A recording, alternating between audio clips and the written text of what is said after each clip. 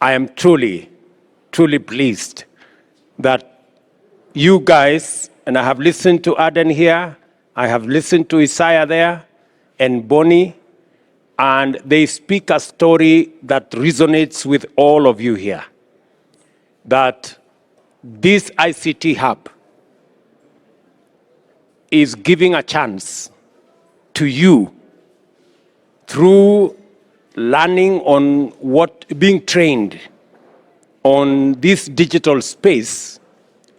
You can monetize your talent. You can work from here, work for foreign companies, not just in Kenya, in Europe, in America, in Asia, in many parts of the world.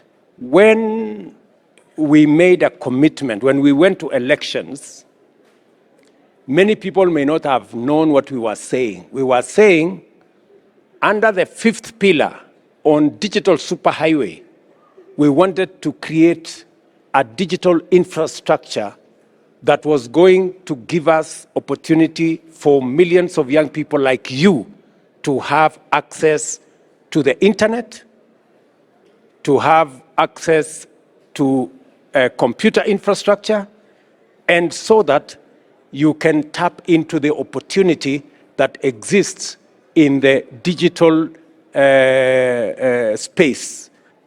The jobs that exist there, digital jobs that exist there.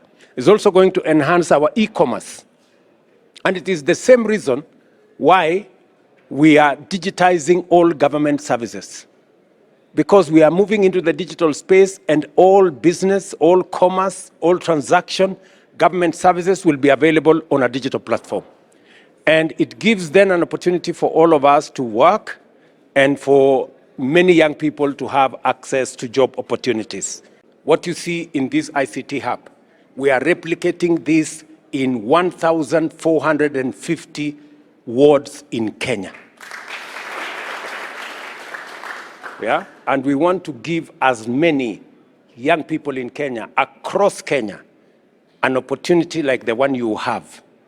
Na sasa kupita hapo, kila mtu atakuwa anajitetea. Si namna hiyo? So mujipange, you have our support. We will continue to deploy fiber optic across Kenya. We will continue to make internet available. We will continue to support this computer program. In fact, the next thing we are going to do is we are going to take this man Adan na huyo Isaiah na ule mwingine, tutawaambia sasa mambo ya hapa imetosha, tutamtafutia kompyuta ajipange kwake, atakuwa anafanya kazi kwake. Ndio hapa mahali huyu Adan ameketi, tutafute mtu mwingine si ndio? Si mtu akishapata skill na amepata connection, si anasonga.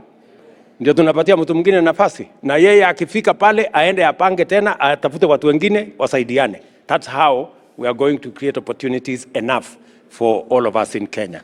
The other opportunity that will be available to other young people like you is in the export of labor. We've worked on bilateral labor agreements across the different parts of the world. I was explaining that last week, for those of you who follow the news, we put on the newspaper opportunities for the first 2,500 nurses going to Saudi Arabia. And apart from that 2,500 nurses, we have opportunities like those for 500,000 Kenyans to work in different parts of the world. Why? Because we have good talent. Our human capital is premium. And we need to use our human capital to drive our development and our economy. And because we have good talent, that's why we're also investing heavily in education.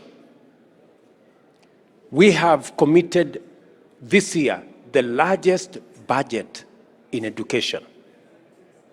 650 billion this year is going to education. We have put money in TVETs, additional money. We have put additional money in the universities. We have hired another 56,000 teachers for our primary and secondary schools. Just last week, we released 120 million shillings for the School of TVET to train more trainers who will come and train people like Adan and the rest of you in ICT hubs. Again,